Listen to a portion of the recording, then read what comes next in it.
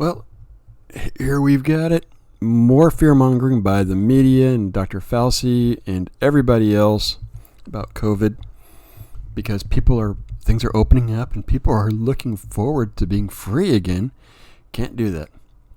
Fauci warns of COVID-19 Delta variant now spreading rapidly in UK. We cannot let that happen in the United States. Just 3 weeks ago, Great Britain celebrated the success of its vaccination campaign by lifting many coronavirus-related restrictions, trying to give back the freedoms, but, that's not going to happen. Goodbye lockdown, one headline said. But since then, a more transmissible new strain of the coronavirus has taken hold, imperiling plans to reopen the country on June 21st. Public officials in the United States are now grappling with the possibility that a similar regression could take place here, and, just as in the UK, place in jeopardy the end of the pandemic that many had foreseen this summer. Translation: how can we keep everyone locked down and keep the emergency powers that we've been given? A new strain, that's how.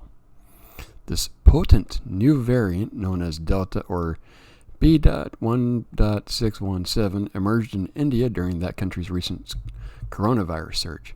According to British Health Secretary Matt Hancock, it's around 40% more transmissible than the original strain or wild strain. Wild type. Can't say it was maybe lab produced from like the Wuhan lab maybe. Can't say that. That first appeared in 2019. While several coronavirus variants have appeared since the start of the pandemic, experts worry that the mutation could create a strain that evades vaccines. Remember that little part right here. Evades vaccines. Dr. Eric Topol, founder of the Scripps Research Translational Institute, called the Delta variant the worst we've seen so far. We've got to fearmonger this as much as we can because people are no longer afraid of coronavirus. Fear. Are you fearful yet? Or are you running for your safe place and everything? The Delta variant accounts for only about 6% of cases in the United States, so it's already here. According to the genomic sequencing studies, but that could change rapidly. Dr. Anthony Fauci, the top public health advisor to President Biden, warned during a Tuesday briefing of the White House pandemic response team. We cannot let that happen in the United States, he said, describing the scenario in the UK as a powerful argument for vaccination.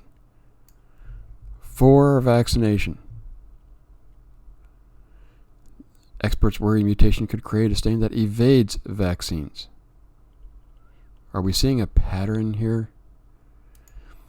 Biden has set the goal of inoculating 70% of American adults by the July 4th weekend. Although the nation has now surpassed 300 million doses of coronavirus vaccine administered, the effort has recently slowed. The emergence of the Delta variant presents a new challenge because, as University of Edinburgh immunologist Eleanor Riley told the Financial Times, vaccines provide somewhat less protection against infection with the Delta variant. Even fully vaccinated people appear to develop fewer neutralizing antibodies against the Delta strain than other variants.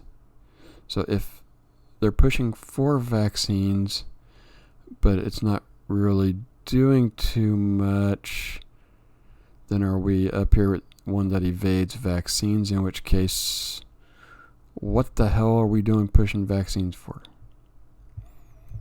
It seems like they don't even fully know what the bleep they're doing.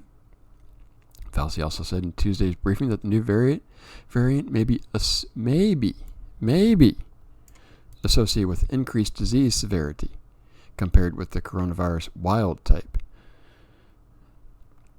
Like this increased disease severity. This is something I've actually talked about right here. The disease area. Where's our thorough flu and coldies and all that other type of stuff for COVID? Something that will attack and maybe not neutralize it, but reduce the symptoms of the virus. Now, if you reduce the symptoms, people aren't going to be going into the emergency room and the ICU as much. But you can't do that part. People who have had their first dose of the two-dose vaccines from Pfizer and AstraZeneca appear to be especially vulnerable to the Delta variant. The AstraZeneca vaccine has been widely used in Europe, but is not being administered in the United States. The Moderna vaccine, by contrast, is popular in the United States, but not in the United Kingdom. While both vaccines were about 50% effective against the original COVID strain 3 weeks after the first dose, they were only 33% effective against the Delta strain. So you go from 1/2 to 1/3. But, it's not evading the vaccine completely. Are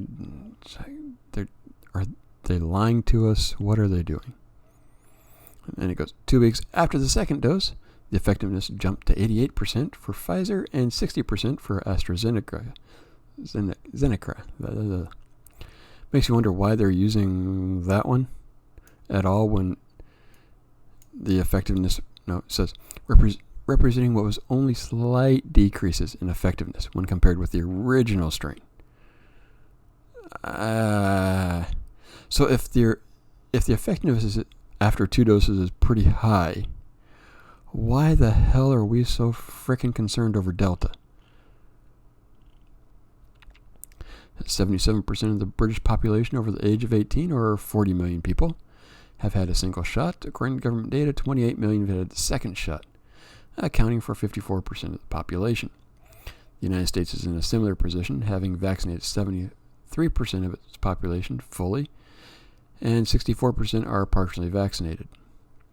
During Tuesday's briefing, Fauci noted that the peak transmission of the virus was in the 12 to 20 age group in the UK, not the over the age of 14. So all of that, is that even relevant to this right here? I don't know.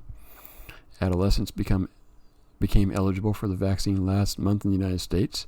In the UK, however, vaccination for younger people has been significantly slower. England, where 56.3 million of the UK's 66.8 million residents live, only this week began vaccinating 25 to 29-year-olds.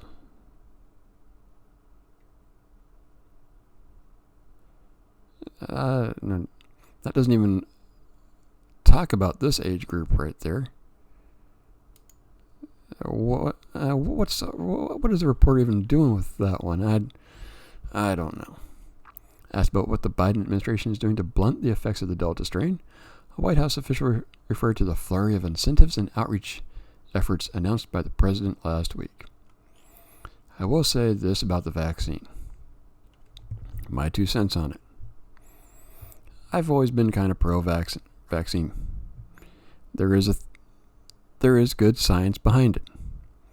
What I don't like is how the pro-vaccinators treat the anti-vaccinators. Now, the anti-vaccinators come out with what they think are legitimate questions. And the pro-vaccinators, all they do is go, "You're dumb." And I want to slap them. That's not how you solve this debate. You give real scientific information. Don't call them "you're dumb," because you might as well just lost the argument right there. But, they did all this type of stuff, and they're going all over the place. And basically, it's a fear-mongering article stating that our public officials don't want to give up their power. They want to keep you locked up, locked down, tight, and all that type of stuff. Oh yeah, and by the way, they're wanting illegal immigrants across the border without just let them on across. So go figure. Your Democrats at work. Now, what do you think about this fear-mongering article? Give a like, comment, subscribe, get more news stories, and I'll see you with the next article.